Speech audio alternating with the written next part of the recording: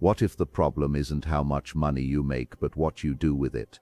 Imagine two people earning the same income. One struggles every month, stressed, stuck, always wondering where it all went. The other quietly builds wealth, freedom, and peace of mind. Same income, completely different lives. Why? Discipline.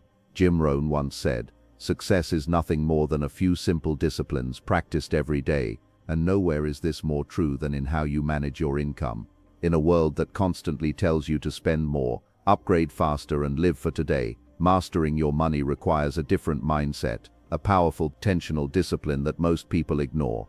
This is not about being rich overnight. It's about building habits that turn income into independence. If you've ever felt like your money disappears too quickly, if you've ever wondered why financial success feels just out of reach, then this message is for you. Stay with me until the end, because what you're about to learn could completely transform the way you earn, spend, and grow your money forever. Lesson 1. Control your spending before it controls you. The fundamental mistake most people make when evaluating their financial health is focusing entirely on the gross number at the top of their paycheck rather than the net behavior that follows it.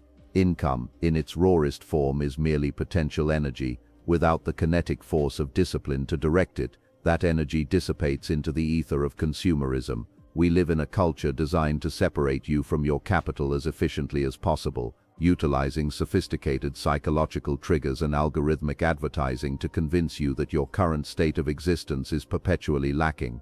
If you do not have a firm hand on the rudder of your outgoings, you are not a master of your finances, you are merely a conduit through which money passes on its way to making someone else wealthy.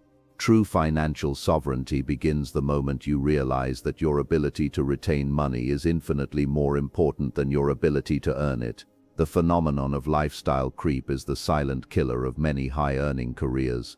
It is the insidious process where every incremental raise or bonus is immediately met with a corresponding increase in overhead, a nicer car, a more prestigious zip code, or more frequent fine dining. This creates a golden cage where, despite earning more than ever, the individual feels just as stressed and strapped for cash as they did when they were making entry-level wages. This is the trap referred to in the lesson. The belief that a higher income inherently provides more freedom. In reality, without a controlled spending plan, a higher income only provides the opportunity to accrue more expensive debt. To break this cycle, one must adopt the mindset of a business owner regarding their personal life, viewing every dollar as an employee that should be working toward a specific objective rather than being fired for a fleeting moment of gratification. Awareness is the prerequisite for transformation. You cannot fix a leak if you refuse to look at the plumbing. Tracking expenses is often avoided because it forces a confrontation with our own lack of discipline. It turns the abstract "I don't know where the money goes" into the concrete "I spent $400 on subscriptions I don't use." However, this discomfort is exactly where your power lies. When you categorize every cent, you strip away the mystery and the anxiety of the unknown. You transition from a reactive state wondering if you can afford the rent at the end of the month to a proactive state where you are the architect of your future. This level of control creates a psychological buffer against the world, allowing you to move through life with a sense of calm that no luxury purchase could ever provide. Furthermore, controlling your spending is an exercise in values-based living. When you blindly spend, your money is directed by the whims of the market and the expectations of your social circle. When you exercise control, you are making a conscious choice to align your capital with your actual priorities. If you value travel, your spending should reflect that. If you value early retirement, your spending must reflect that. The discipline to say no to the mundane allows you to say yes to the extraordinary. It is about reclaiming the hours of your life that you traded for that income. Every dollar you save is a piece of your life that you have bought back from the world of labor. By controlling your spending today, you are essentially purchasing the freedom of your future self, ensuring that you will never be a slave to a lifestyle you can no longer afford. Lesson 2. Pay yourself first. The concept of paying yourself first is perhaps the most vital shift in financial psychology one can ever undergo. In the traditional model of personal finance, an individual receives their income and proceeds to pay their obligations first. The landlord, the utility company, the grocer, and the credit card provider.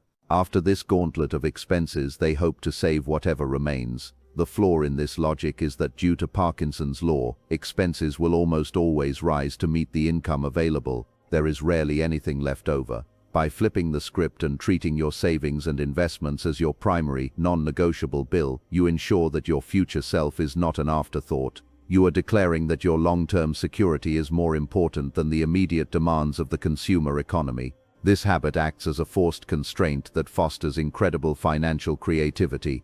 When you automatically divert a portion of your income, whether it be 10, 20 or 50%, into an investment account before you even see it in your checking balance, you learn to live on the remainder. Human beings are remarkably adaptable creatures. If you have $3,000 to spend for the month, you will spend $3,000. If you have $2,500 because $500 was automatically invested, you will find a way to make that $2,500 work. This positive friction removes the need for constant willpower. You no longer have to decide to save every month. The decision has already been made by your past, more disciplined self. This automation is the bridge between the desire for wealth and the actual realization of it. The beauty of this lesson lies in the mathematical miracle of compounding, which can only be accessed through the consistency that paying yourself first provides. Even small amounts, when invested early and often, undergo an exponential transformation over time. Wealth is not built through a single lucky strike or a massive windfall. It is built through the relentless, boring accumulation of assets. When you pay yourself first, you are feeding the money tree that will eventually provide shade for you in your later years. Those who wait until they have extra money to invest are essentially waiting for a day that will never come, as the world will always find a way to present you with a new expense to fill the void. Moreover, this practice builds a deep sense of self-worth and autonomy. There is a profound psychological difference between working to pay off debts and working to build an empire. When you see your investment accounts growing every single month regardless of the market's volatility or the world's chaos, you develop a fortress mindset. You are no longer just an employee, you are a burgeoning capitalist. This habit separates the broke from the rich because it shifts the focus from consumption to production. The rich use their income to buy assets that generate more income. The broke use their income to buy liabilities that masquerade as assets. By paying yourself first, you are choosing to join the ranks of the former, securing a legacy that extends far beyond the next pay cycle. Lesson 3. Live below your means. Living below your means is the ultimate quiet wealth strategy in an era dominated by loud performative consumption. We are currently living through a crisis of comparison, fueled by social media platforms that curate the highlights of others' lives, making us feel that our standard of living is inadequate. The pressure to keep up has led millions into a cycle of high-interest debt and perpetual anxiety. However, the truly disciplined individual understands that wealth is what you don't see. It is the money in the brokerage account, the paid-off mortgage, and the emergency fund that provides 6 months of breathing room. It is not the designer watch or the luxury SUV that loses 20% of its value the moment it leaves the lot. Choosing to live below your means is not an act of deprivation, it is an act of strategic preservation. It requires a level of psychological maturity to realize that the opinions of people you likely don't even respect are not worth mortgaging your future for. When you drive a modest car or live in a comfortable but not excessive home, you are retaining your dry powder, the capital necessary to pounce on real opportunities when they arise. Real success is built in the shadows through the accumulation of boring index funds and the steady avoidance of high-interest liabilities. While others are busy projecting an image of success, the disciplined person is actually becoming successful. The gap between what you earn and what you spend is the only space where wealth can actually grow. This lesson also touches on the concept of freedom of movement. When your lifestyle is pushed to the absolute limit of your income, you are fragile. A single job loss, a medical emergency, or a market downturn can collapse your entire world. By living significantly below your means, you create a wide margin of safety. This margin is what allows you to take calculated risks such as starting a business or pivoting careers without the fear of immediate financial ruin. It provides the walkaway power that is the truest form of luxury. No amount of designer clothing can compensate for the feeling of knowing that you are not beholden to any single employer or circumstance because your overhead is low and your reserves are high. Ultimately, living below your means is a test of character. It asks the question, are you the master of your desires or is your ego the master of you? It requires a rejection of the instant gratification culture that defines the modern age. By delaying pleasure and prioritizing stability, you are developing the mental fortitude that is required for high-level leadership and long-term achievement. You are learning to find contentment in things that cannot be bought: relationships, health, and personal growth. When you no longer need to spend money to feel significant, you have achieved a level of freedom that most billionaires never reach. You become bulletproof because your happiness is no longer tied to the fluctuating price of status symbols. Lesson 4. Invest in growth, not just comfort. While controlling spending and living below your means provide the foundation, investing in growth provides the ceiling. Many people make the mistake of becoming professional savers, hoarding cash in low-interest accounts where its purchasing power is slowly eroded by inflation. While this is safer than reckless spending, it is not the path to true prosperity. Your income should serve as a tool for expansion, not just a cushion for comfort. This means actively seeking out avenues where your capital can work harder than you do.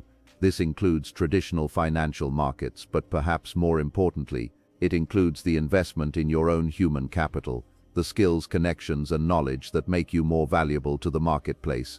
The most lucrative investment you will ever make is in your own mind. In a rapidly changing global economy, skills have a half-life. If you are not constantly upgrading your expertise, you are effectively falling behind. A disciplined individual allocates a portion of their budget to books, courses, seminars, and coaching. They understand that a $500 course that increases their salary by $5,000 a year is a 1,000% return on investment, far higher than any stock market average. Comfort is the enemy of growth. It lulls you into a sense of false security where you stop striving. By intentionally directing your resources toward challenges and new capabilities, you ensure that your earning power continues to trend upward throughout your life. Investing in growth also means understanding the difference between an asset and a toy. Comfort-based spending focuses on things that make life easier or more pleasant in the short term, but offer no future value. Think high-end electronics or expensive vacations. Growth-based spending focuses on things that have a multiplier effect. This could be professional equipment that increases your output, a marketing campaign for your side hustle, or even networking events that put you in the room with people who operate at a higher level than you. You must view your bank account as a venture capital fund where you are the primary startup. Ask yourself, will this purchase help me earn more, learn more, or be more?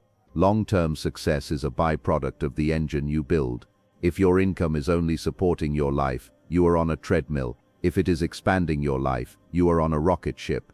This requires a shift from a scarcity mindset to an abundance mindset. It is not just about holding on to what you have, but about strategically deploying what you have to capture more territory.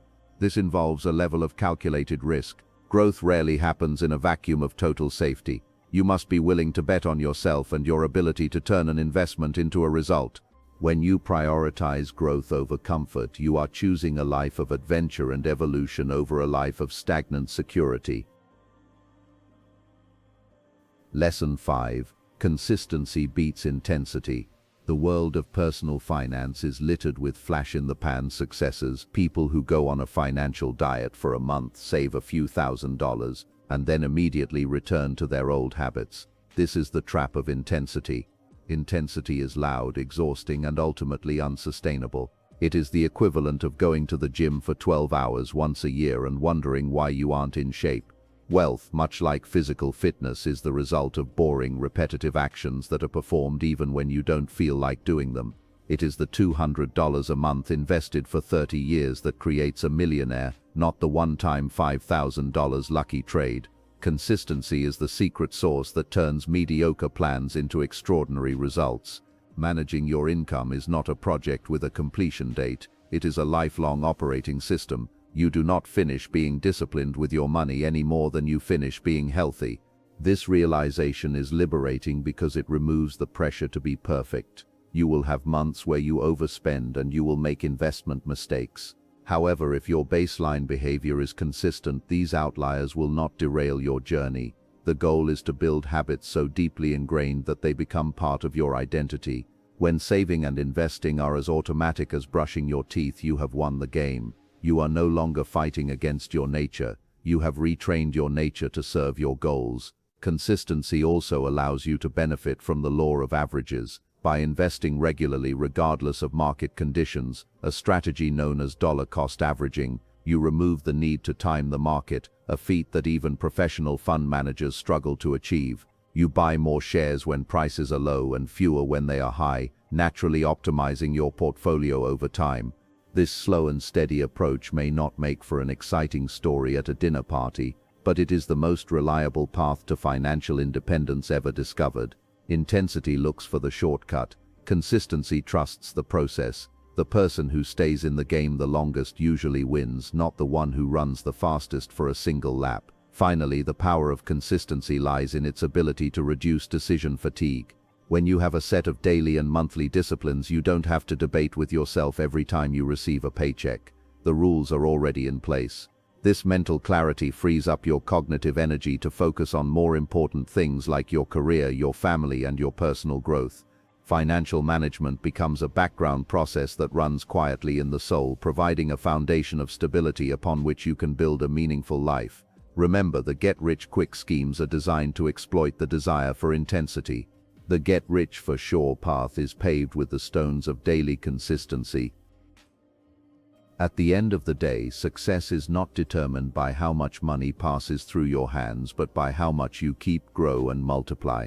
The discipline of managing your income is not about restriction, it's about freedom. It's about creating a life where money works for you instead of you constantly chasing money. Think about it, every dollar you earn carries a decision. Spend it now, or build something greater for your future. And those decisions, repeated day after day, shape your entire life. Jim Rohn believed that the key to a better future is not massive change but small, consistent disciplines. And when you apply that principle to your finances, everything changes. Stress decreases, confidence grows, opportunities expand. You don't need a higher income to start. You need a higher level of discipline. So starting today, make a decision, take control, be intentional, respect your money, and it will begin to respect you, because success is not a mystery, it's a method. And it begins with mastering what you already have. Your future is being built one financial decision at a time.